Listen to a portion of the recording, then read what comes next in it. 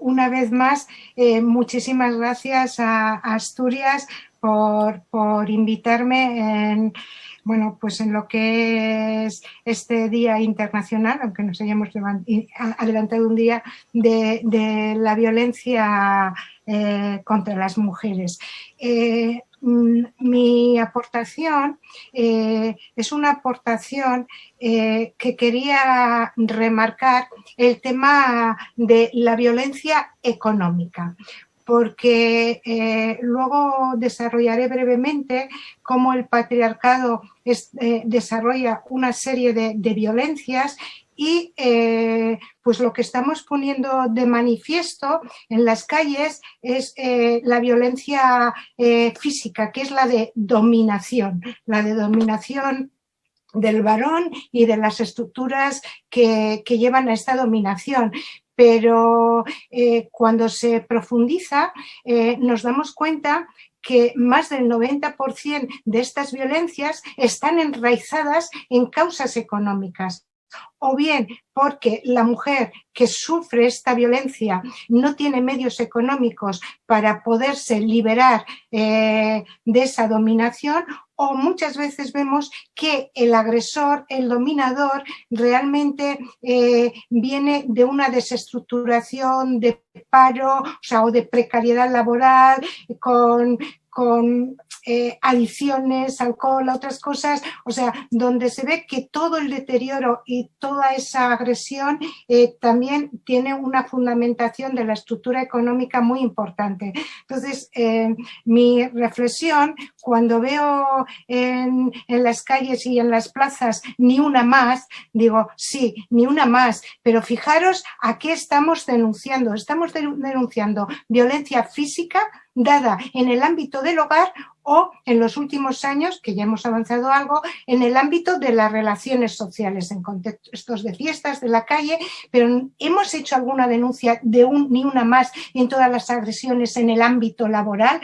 Por ejemplo, si nos vamos al ámbito de cuidados, los testimonios son desgarradores. O sea, tenemos mujeres, en su gran mayoría inmigrantes, o sea, que tienen que sufrir lo indecible, no solamente pues de los que están cuidando, que muchas veces sufren abusos muy importantes por parte de ellos cuando son hombres, sino de sus hijos, de gente que va y cree que tiene ese derecho.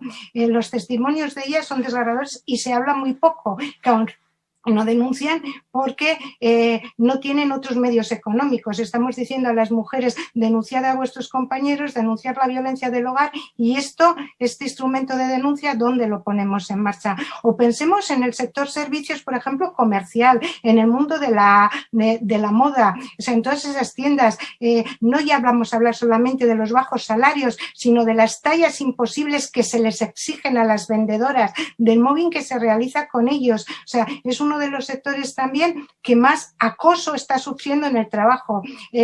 Si vemos de todo el tema de reponedoras en supermercados y tal, cuando estamos hablando de horarios en los que no pueden coordinar vida laboral, vida familiar, están sufriendo una terrible también violencia psicológica, por decirlo de alguna forma, con todos esos horarios, con toda esa desestructuración que están haciendo en los cuidados de su propio hogar. Cada vez oímos más qué está pasando en los invernaderos del sur también. No solamente son hombres los que trabajan en los invernaderos del sur, cada vez hay muchas más mujeres. Por ejemplo, la recogida de la fresa ya casi solo lo hacen mujeres, y están hablando del yugo de los capataces, no solamente de que no tienen contrato, de que están en invernaderos con unas temperaturas, sino que es que cuando protestan, muchas son violadas delante de las compañeras en el mismo invernadero para acallarlas. O sea, no hablamos, por supuesto, del comercio del sexo, que eso se nos queda aparte, ¿no? Entonces, yo lo que quería poner en este día de violencia, contra la violencia de las mujeres, si somos conscientes de lo que ocurre dentro de los lugares de trabajo, si empezamos a meter la violencia económica en ni una más, y empezar a abrir canales para que todas estas violencias sean denunciadas. Entonces, desde ahí, pues me gustaría recordar que Dios nació mujer, O sea, la antropología, la historia, escrita y mirada con ojos de mujer, ya ha dejado al descubierto cómo nace el patriarcado. O sea, el patriarcado nace cuando el varón toma ya conciencia de cómo se está reproduciendo la tierra, cómo él es parte también de esa reproducción, porque antes era como mágico, ¿no? La vida o el nacimiento de las plantas, y se empieza a acumular cereal y empieza la guerra por extensiones de terreno y ya la mujer pierde su elemento mágico para ellos. No voy a extenderme aquí, pero lo que hace el patriarcado es usurpar lo común a través de la dominación y la guerra. Y para eso empiezan las incipientes civilizaciones, y podéis coger el cuadro de todas las civilizaciones patriarcales que han ido quitando a las matriarcales, se crean una religión en que el dios es varón. Por supuesto, la mujer no pinta nada en esa religión, he aquí la esclava del Señor, hágase en mí según tu palabra, y pues la religión católica, la más cercana, hasta el siglo XVI, no reconoció alma a la mujer. Claro, no reconocerle alma, igual que los animales, no era sujeto de derecho, pero solamente era lo que tenía alma. Entonces, nos crean una religión que trata a la mujer como la trata, y eso llega hasta nuestros días. Por supuesto, una dinastía arropada por esa religión. Los reyes, por supuesto, son de sangre azul, si vienen desde ese dios no pueden ser de sangre roja, pero todos eran pues puestos por Dios, y para proteger esto tienen un ejército, tienen leyes. O sea, en definitiva, no voy a desarrollar el tema porque podéis encontrar esto en internet bastante desarrollado, escrito, o sea, en un escrito mío bueno, pues eso, lucharon contra la hidra, las 4 cabezas de la hidra del patriarcado, que luego es el primer capítulo del libro que ha señalado Tere. Pero bueno, lo que quiero desarrollar es que se impone la patria frente a la matria, y ahí nos encontramos la base y el diseño de todo lo que estamos viviendo. Cuando hablamos del patriarcado, que a veces nos dicen es que estáis siempre con la misma palabra, es que la estructura patriarcal, y no me cansaré nunca de repetirlo, incide en todos los ámbitos de nuestra vida. Integra toda la estructura ideológica, política y económica de la sociedad, y se manifiesta como elemento, como señalaba antes, de dominación de la mujer, de opresión y de explotación. La dominación se da usando la violencia, o muchas veces no hay que usarla. Cuando la mujer tiene miedo a la violencia, pues aunque no hace falta usarla. Pasa como en las sociedades, cuando tenemos miedo a la represión, a las multas y a lo que nos trae saltarnos la normativa, pues nos autorreprimimos. En esta ponencia, pues lo que voy a hacer es hablar de esa explotación económica, decir que es el patriarcado quien determina qué es necesario producir, qué es prescindible. Por ejemplo, señalar que en el presupuesto del Estado español del año 2019, se estaban invirtiendo diariamente 54,6 millones de euros en todos los gastos de defensa, no solamente del Ministerio de Defensa, sino de nuestra aportación a la OTAN, de sueldos de militares, de pensiones de militares. O sea, este es el coste medio de 9 grandes hospitales, y este coste es por día. Fijaros si tendríamos medios para hacer frente a la pandemia. ¿Quién decide qué se gasta o qué no se gasta? Pues eso es un diseño ideológico. Por tanto, los efectos de este diseño no son neutrales ni en materia de clase y mucho menos en materia de género. Y es un poco lo que quiero plantear, que el sistema capitalista, que es el diseño económico por excelencia del patriarcado, tiene 3 elementos claves sin los que no se podría sostener. Primero, esa imposición y dominación, que es el propio carácter patriarcal que ya he explicado. La otra es la división sexual del trabajo y la economía sumergida. La división sexual del trabajo es dónde y cómo trabajamos las mujeres. cuando en la Edad Media o en cualquier sociedad, aquí en Europa pues es la Edad Media, otras sociedades han tenido sus tiempos, se empiezan a abrir los mercados y empiezan a ver unas cosas que salen a trabajo de mercado, otras no. ¿Quién decide eso? ¿Quién decide que lo que estamos diciendo, que el ejército, que la guerra sea un negocio y esté en el mercado y que los cuidados no? Que la sanidad, la parte importante, se siga desarrollando desde los hogares, desde las propias mujeres. Entonces, ahí se crea una división sexual que no es casual. A las mujeres, por esa dominación y opresión, se las obliga a ir hacia unas ramas y además se determina las bases salariales. ¿Por qué un trabajo de analista financiero vale los miles y miles de euros que se escriben con 5 cifras sus sueldos mensuales y el trabajo de cuidados, de limpieza, ese no vale nada? ¿Quién determina los valores de mercado? En esta división sexual hay otra cosa que queda oculta y es la división entre empleo y trabajo. Son dos términos que son diferentes, aunque en el lenguaje común, coloquial, los confundamos. Para la economía, empleo es aquello que recibe un salario. Los empleados y empleadas reciben un salario.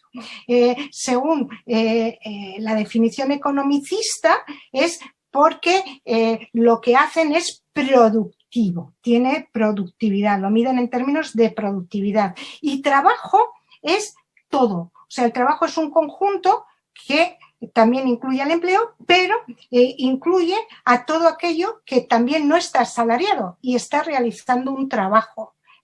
Y la pregunta es, cuando dicen que la forma de clasificar es la productividad, me gustaría saber cuál es la productividad del ejército frente a la productividad de estar creando una prole que es la que está nutriendo al sistema y es el capital humano que hace producir ese sistema. Bueno, pues las mujeres, como ese trabajo es socialmente necesario, este es otro término muy importante, porque hay mucho trabajo que no es socialmente necesario, empleo, y es pagado. Vuelvo al ejército o vuelvo a otros tipos de empleos que la sociedad podría prescindir totalmente de ellos. Pero hay una serie de trabajos que también los ha puesto de manifiesto el COVID, que no se puede prescindir de ellos. Entonces, todo este trabajo socialmente necesario, si desarrollamos las economías capitalistas, vemos que ha sido impuesto a la mujer y muchas veces sin salario, o sea, fuera de lo que llamamos empleo o mercado laboral. Y otro elemento importante para que se sostenga el modelo económico es la economía sumergida. Es de traer beneficios sin pagar impuestos, sin hacer cotizaciones sociales y, por supuesto, sin generar ningún tipo de derecho. Muchas empresas lo tienen. Vemos al tabernero, no quiero decir profesiones que nadie se sienta, pero te dicen, no, es que lo tengo en negro porque si no tendría que cerrar. O sea, realmente la economía sumergida deja un nivel, o sea, permite un nivel de beneficios importantes a ese mercado capitalista. Es decir, que la economía sumergida no es residual. Antes de la crisis, la Unión Europea estaba diciendo que en el Estado español el 25% de su riqueza, de su Producto Interior Bruto, se desarrollaba por economía sumergida. ¿Y por qué saco este tema? Porque el 85% de los que están trabajando en la economía sumergida son mujeres, que luego aparecen como no activas, pero que quiero recalcar que sin contrato no hay derechos. Entonces, vamos a ver cómo son todas estas formas de imposición de un trabajo socialmente necesario, de imposición de una economía sumergida, más todo lo que voy a decir ahora, está dejando a las mujeres totalmente expuestas a cualquier tipo de violencia. Bueno, he intentado localizar, bueno, los he localizado, los datos económicos de Asturias para que viésemos un poco la radiografía de las mujeres asturianas en su relación con el mundo laboral. Son del tercer trimestre de la EPA, o sea que han salido en octubre de 2020, los últimos, y nos dan que en Asturias hay 475.000 mujeres en edad laboral. No hace falta que, o sea, no estoy diciendo números para quedarnos con ellos, sino para ver un poco porcentajes, cómo se están agrupando. En edad laboral es la edad legal de trabajar desde los 16 años hasta los 65 y pico, que se puede hacer ahora la jubilación, luego será hasta los 67. Bueno, pues la economía divide a la persona que están en edad laboral en activas o inactivas, hace esa clasificación tan simple y mete en activas las que están ocupadas en un empleo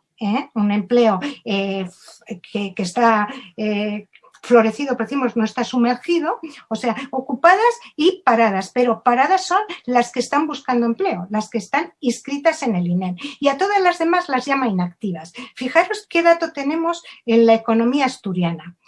El 54% de las mujeres asturianas en edad laboral están clasificadas como inactivas. O sea, según estos datos económicos, ni trabajan ni buscan empleo. Claro, aquí tenemos a todas las que están metidas en la economía sumergida, a todas las mujeres que están en los cuidados, tanto de dependientes como de menores, como mujeres ya muy desanimadas por edad o por niveles de estudios que han dejado de acudir a las listas del INEM. O sea, solamente están activas el 46% de las mujeres, y entre ello tenemos que hay una parte que están paradas, estando en el INEM. O sea, solamente están empleadas en un empleo que no se ha sumergido el 39% de las mujeres asturianas. Pensar qué pasa con ese 61%, qué derechos se están generando y a qué nivel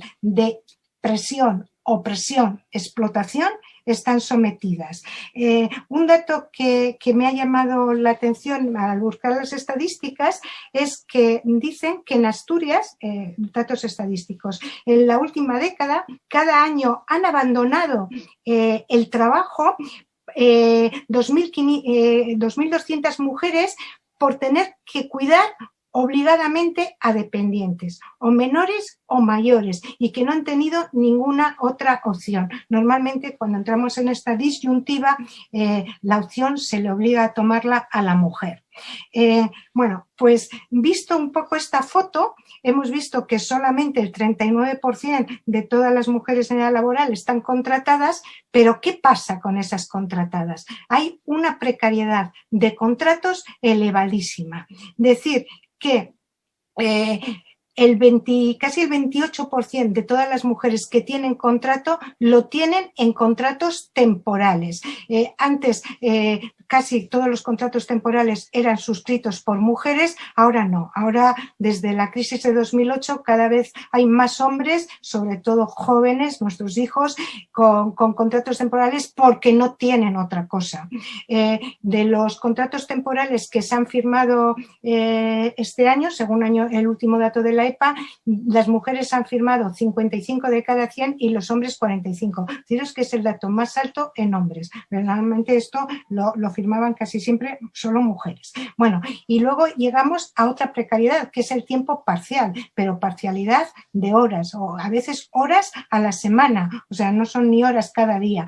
Bueno, pues el 77% de todos los contratos a tiempo parcial los firman mujeres, están destinados a las mujeres. Y luego, y de esto hablaba la prensa asturiana hace pocos meses, de la gran bolsa de trabajadores y trabajadoras sin contrato que se están encontrando, porque estábamos hablando antes de la economía sumergida, que se están encontrando las inspecciones de trabajo. Bueno, pues el 85% de todas las personas detectadas sin contrato son mujeres.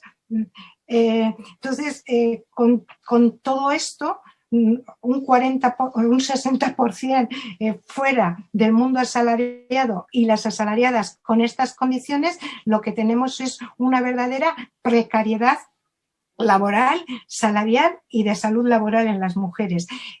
Según las estadísticas, repito, son todos datos de Asturias, en 2019, el último año, la diferencia salarial, lo que se llama la brecha salarial de Asturias, era de las más altas del Estado español. O sea, de cada 100 euros que gana un hombre en el mismo puesto, la mujer gana 70. En el salario bruto anual hay una brecha de que las mujeres están ganando como media 8.168 euros menos que los hombres. Cuando entramos en las estadísticas nos hablan de esto, pero no nos hablan de la precariedad en la salud. Cuando vemos que los sindicatos plantean la salud laboral y pesos que se pueden levantar y cómo funcionar o elementos que son tóxicos, los elementos de medición siempre son de hombres. Es la fuerza del hombre, es la toxicidad para el hombre. No se escucha, se ha ido la voz. Pues la tengo dada.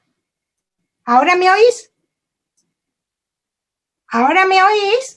Sí, perfectamente. Perfecto. Vale, es que estaba dado el micro.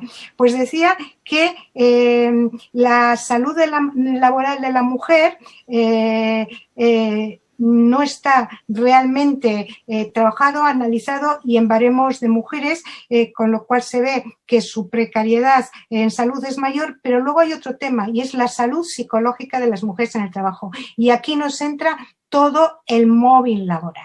O sea, de los que sufren el mobbing y el acoso en el trabajo, más del 70% son mujeres. Y a nadie se le escapa, porque a veces salen en la prensa, de que se llega al suicidio por el mobbing y el acoso laboral cuando no hay salida. Y además es esa violencia que, como antes decía, no se denuncia, no se sale a la calle y decimos ni una más. O sea, porque si la denuncian, al final saben que van a ser despedidas, que va a ser peor, que les va a faltar esos ingresos, y esa es la disyuntiva que les llega a seguir aguantando, a seguir aguantando y llegar a unos niveles de deterioro psicológico muchas veces irreversibles. Bueno, pues decir que toda esta precariedad en la protección social nos lleva a una precariedad en todas las prestaciones sociales, en todos los derechos sociales, porque estamos en un sistema, el sistema de cobertura público español, que no tenemos derechos universales por ser ciudadanas, sino que tenemos derechos siempre ligados al empleo, no al trabajo, al haber sido asalariadas. Entonces, si estamos de baja, pues nos van a dar según hayamos cotizado. Si vamos al desempleo, según hayamos cotizado. Y la pensión, según hayamos cotizado. Entonces, toda esa precariedad laboral, economía sumergida o 60% de las mujeres que están fuera del mundo del empleo no tienen ninguna cobertura de enfermedad, de desempleo, de ILT, y sus pensiones, por supuesto, tendrán un difícil acceso, y cuando acceden son con periodos de cotización mucho más bajos que los hombres. Por tanto, se mueven todas en niveles de pensiones mínimas. Y si vemos cómo cubre esto el sistema, la forma de verlo son los presupuestos, es decir, vale, ¿y cuánto se gastan en protección a la mujer? O sea, no hay en dependencia, en todo. Es lo que llamamos los economistas presupuestos de género. Bueno, los presupuestos de género son inexistentes, pero si cogemos partida por partida y vemos no solamente qué partidas van a las élites, o sea, que hay unos presupuestos de clase y de género por analizar. Vemos que los presupuestos benefician a las élites, o sea, benefician a la clase que siempre es beneficiada y benefician a un género. Y igual la forma más simple es que veáis en cualquier ayuntamiento presupuesto a deportes o presupuesto a actividades que frecuentan hombres o mujeres, y veréis la gran brecha de género y lo descuidadas que están las mujeres en cualquier área que miremos. Bueno, pues la precariedad de pensiones, datos de Asturias, es que si la brecha salarial era del 30%, la brecha en pensiones es del 40%. Por cada 100 euros que cobra un hombre de pensión, una mujer está cobrando 40. O sea, 60, un 40% menos.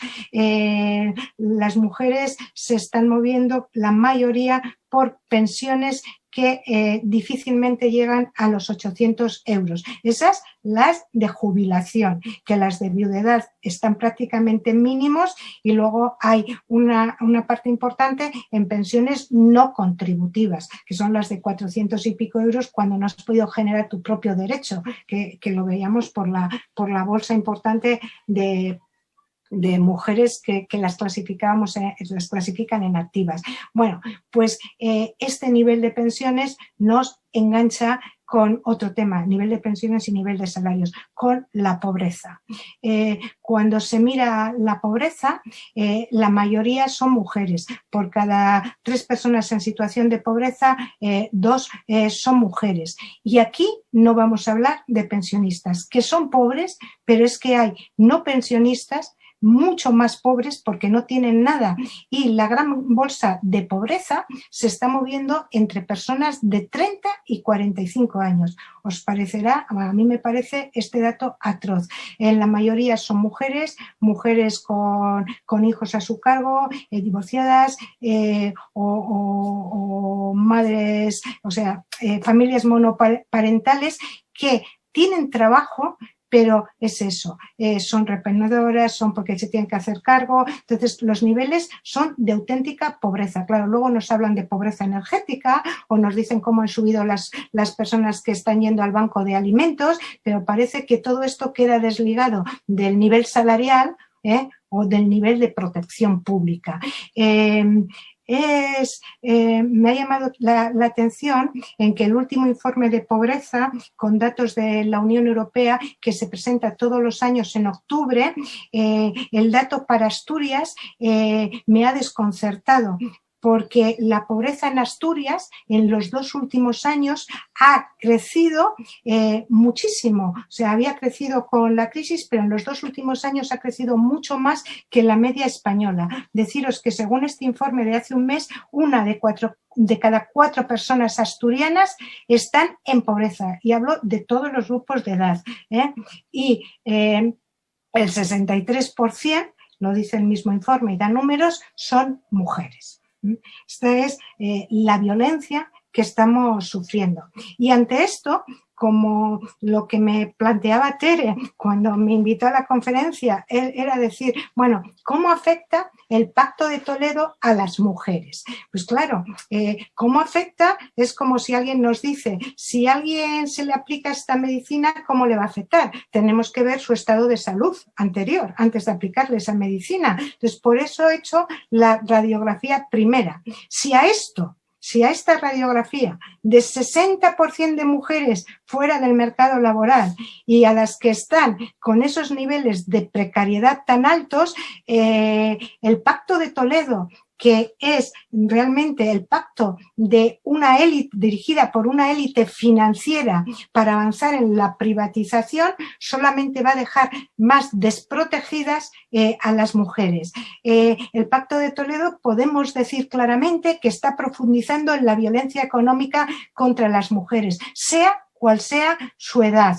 ya que antes del pacto, los años de cotización mínima para tener acceso a una pensión eran 10. Los han ido subiendo y se están planteando que lleguen a los 25 años para tener derecho a una pensión mínima. O sea, ¿cómo se va a poder cotizar 25 años si no, ya, 25 años y por supuesto con tiempos completos? Porque fijaros esos tiempos de cotizaciones parciales de un par de horas a la semana. Además, para alcanzar ese 100% que dicen de pensiones, que ya en sí son mínimas, se va a pasar de 35 años de cotización que se exigía antes a los 40, digo antes de que se iniciase el pacto. O sea, a inicios de 90, ¿cómo ha ido el pacto deteriorando? Se plantean 42 años años de cotización. Fijaros, 42 años de cotización. Hay que empezar a cotizar a los 25 años a tiempo completo, cotizar todos los días de tu vida para llegar a los 67 y tener derecho a una pensión que encima estará ligada a los salarios de miseria. Decidme, ¿qué joven va a poder alcanzar esto? Y encima con toda la desestructuración económica que se está desarrollando. Bueno, pues nos van poniendo elementos cada vez más difíciles, pero nos anuncian, y sobre todo ahora que llega fin de año nos lo meterán a tope, que la solución son las pensiones privadas, las EPSVs, y el Pacto de Toledo pues hace ahondamiento en que las instituciones públicas deben de fomentar los planes de pensiones privadas de empleo que llaman ellos. O sea, primero va a ser solo para los que tengan empleo y para los que tengan unos salarios que puedan retenerle una parte para esa pensión privada, porque con salarios de miseria, pues ¿qué se puede retener? Pero lo importante es que el Pacto de Toledo pide que esto sea a través de desgravaciones fiscales muy potentes. O sea, que con la fiscalidad, con el dinero de todas y todos, en vez de darlo para rentas dignas, para pensiones dignas, para cubrir la dependencia y a todas esas mujeres que están haciendo todo ese trabajo socialmente necesario sin ningún tipo de ayuda y prestación, ese dinero va hacia personas que ya tienen empleo, que les sobra dinero para, además de esa pensión que van a cobrar de la Seguridad Social, poder acceder a otro complemento privado. O sea, estamos ahondando en la exclusión social, además a pasos agigantados. O sea, decir que se está yendo a un ritmo muy alto de privatización de la seguridad social, lo que va a traer esa dualización social, sobre todo entre la generación más joven ahora, o sea, y este futuro creo que podemos cambiarlo. Y me encanta que esté ahí Alba con sus 25 años que hemos dicho que tiene. Podemos cambiarlo con otra economía. Y quiero recordar que economía es una palabra que viene del griego y eco significa casa, hogar, y economía era la organización económica de la casa y ecología era mantener el equilibrio del hogar. Economía, ecología tienen el mismo radical, igual nos puede llevar a entender en ese radical el cambio de radicalidad que tenemos que hacer, o sea, tenemos que hacer un nuevo modelo económico que vuelva a esa casa que es la comunidad, huyendo de los individualismos que nos han traído hasta aquí. La economía tiene que estar al servicio de la comunidad, pensar cuántos siglos y siglos de civilización llevamos los pueblos, y la economía ha sido un elemento para desarrollar esa sociedad y estaba al servicio de esa sociedad, y desde que se desarrolla con toda su virulencia el capitalismo, ya con su época de la globalización, lo que es toda la sociedad al servicio de la economía. Nos estamos cargando a la juventud, a la ecología, a cualquier elemento que veamos solamente por más beneficios, por más rendimiento. Estamos todos al servicio de esa productividad que determinan algunos. Entonces, los cambios no se dan gratuitamente. Si lo vemos en la naturaleza y en la historia, siempre es lucha de especies por mantener los territorios de pasto de tal, es lucha de clases, y la lucha significa eso, lucha.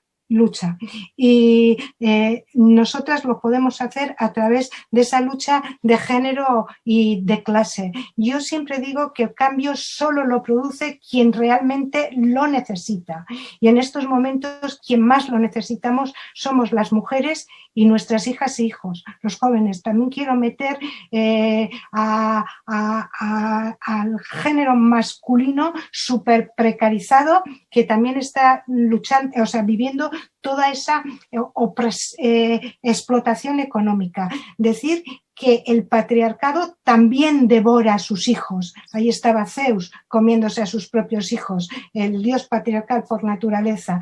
Entonces, la lucha, lo que yo planteo en la hidra, las 4 cabezas de la hidra, los 4 niveles de opresión, solamente hay una que va de forma especial contra las mujeres, que nos afecta, y es esa dominación que nos están haciendo nuestros compañeros de clase, que están tan explotados como nosotras, pero encima tratan de dominarnos, pero el resto es lucha conjunta. Igual en esa lucha conjunta entenderemos y podremos ahondar en hacerles comprender que la dominación a la que nos están sometiendo y esa violencia solamente le interesa al patriarcado y al diseño económico que nos quiere dividir. Nos están reseteando la economía, la están haciendo todavía más dura, y si en medio nos están dividiendo a hombres y mujeres con una lucha de género solamente enfocada hacia donde ellos quieren, arrastrándonos, o sea, apartándonos de la lucha por salir de esa explotación económica que nos incumbe a los 2 géneros, pues habrán ganado una parte de la batalla al separarnos. Las mujeres debemos de pivotar ese cambio, porque si no, nunca se realizará. Y bueno, le dejo paso a Alba y bueno, con toda esa juventud. Y hay una frase que creo que es de la película Casablanca: enamorarse del futuro revitaliza el tiempo vivido, nos hace jóvenes y nos devuelve la audacia. Ojalá los jóvenes inicien ya esta lucha y nos devuelva a los mayores la audacia, para seguir estando en todo lo que os hagamos falta, pero el testigo ya es vuestro. Vosotras tenéis ese tiempo por vivir, tenéis esa fuerza y tenéis realmente la obligación de llevar esa lucha, si no seréis devorados por esa gran hidra. Esto es todo.